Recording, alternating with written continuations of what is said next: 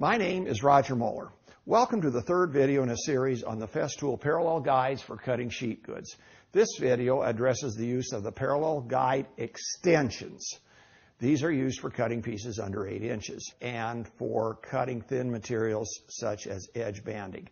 I despise cutting edge banding on any other tool once I started using this technique. I say this for safety, quality, and ease of use reasons.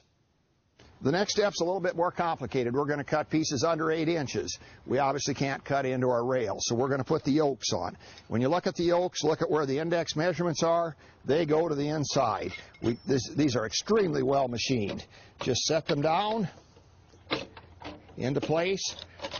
Very well machined. Okay, then the other thing we have to do is take these indexing pins and put them on the front side. And we just go to the opposite edge as we crisscross them, temporarily tack them in. Indexing pin over here. And flip it over. And we are in business. I'll just set it here at 10 on each side. Again, it's them crosshairs that we're marching into. And we'll set the piece. Now it has to straddle the work, that the yoke underneath here is off the table. That's kind of a nuisance to be operating that way. Yes, you could rig up some sawhorses out here, but this table with its cavities works very nicely for this purpose in that I can drop those yokes down into the cavities. Get things positioned here a little bit. Now I don't have those yokes out here unbalanced, and I've also got a situation where the piece that's being cut off is going to reside up here on the members and won't fall to the ground. Now with little thin strips like this, that's no big deal, but if you're dropping 6, 7, 8 inch pieces of pretty delicate stuff out here onto the ground, that probably isn't so nice. So rigging up this yoke system and the wells has really worked out well for me. We're going to show a couple of things. One, calibrating the front parallel extension guides, and we're going to show also calibrating to the thickness of the cut blade, and we're going to do some real thin cuts to demonstrate that capability. I have taken the saw and locked it in position with the blade down. This is part of the fast fix on here.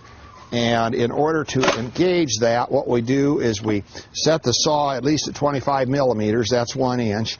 Grab it here. We're not powered. The dust collection hose and the power hose are gone. We release it with this button, push it up in place, and then we do the fast fix. This is a facility to aid in changing the saw blade. Okay, now with that blade down and the riving knife down, let's drop it into this particular well right here. Place it on the rail. And I have marked one tooth with a black marker. And what I'm going to do is bring this unit up.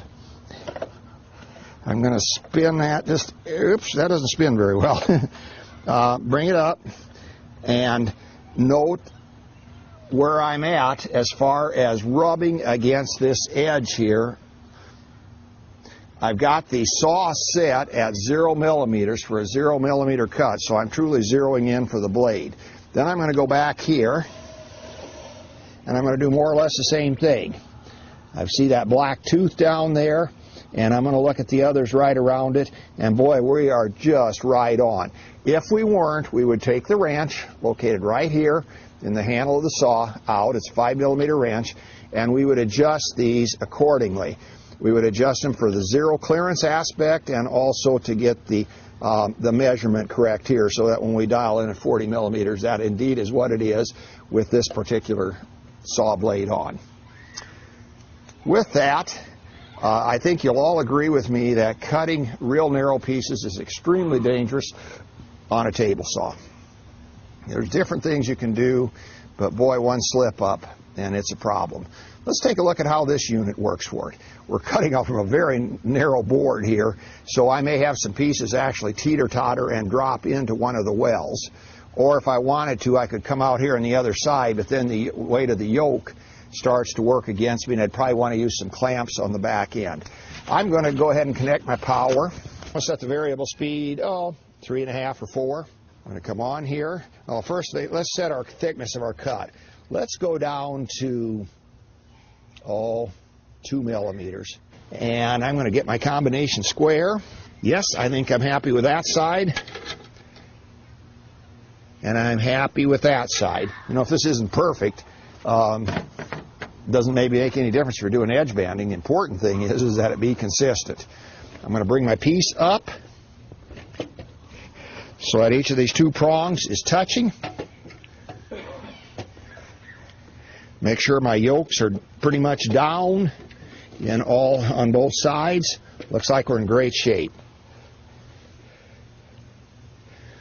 So we're taking off 2 millimeters plus the width of the saw blade.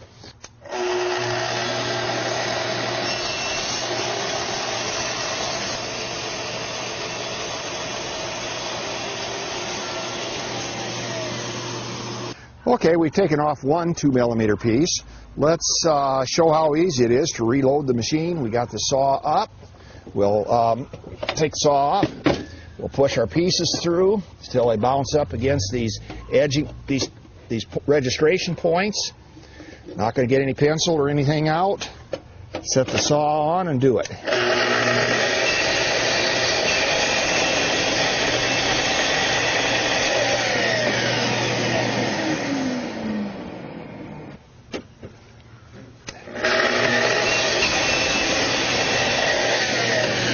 Let's look at these. Look pretty even.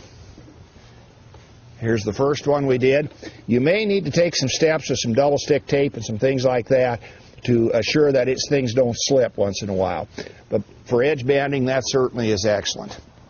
So that pretty much covers the parallel guides and the parallel guide extensions. Remember, under 8 or over 8 inches, just use the guides by themselves. Don't have the extensions on. They tend to bang into things with the yoke. It's much easier to have them off. But when you got to be cutting pieces under 8 inches, should you be doing it on a table saw? Hey, if you got a table saw handy, probably is easier to go over there and do some of them. On the other hand, if you don't have one handy and you got this, you've got all the precision or more on the table saw. And in particular, when you're cutting things like edge banding or strips for gluing up, those 1/4 inch, 1/8 inch strips that are so dangerous on the table saw from so many aspects, do them on this thing. You cut them off all day long. In fact, I think you could cut off strips of 0 inches width all day long if you wanted to convert the entire board over into sawdust. So with that, we're wrapping up this discussion on these parallel guides. Good luck. Thank you. The last thing I want to address here is the thickness of the materials and how this works out. It doesn't really make any difference what kind of a surface you're on. 3/4 inch material, this works very, very well with the depth of the parallel guides. You get down to 5/8 and it's marginal. If you get down to 1/2, there's some problems in that you'll notice how the material needs to be supported here. The material being down there to 1/2 or 1/4 inch is going to set on the bottom, and the guides are going to set quite a ways up, and there's going to be a gap.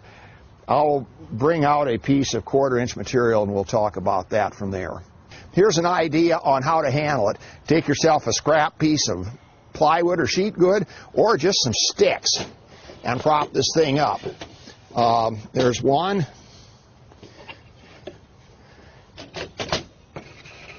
There's two.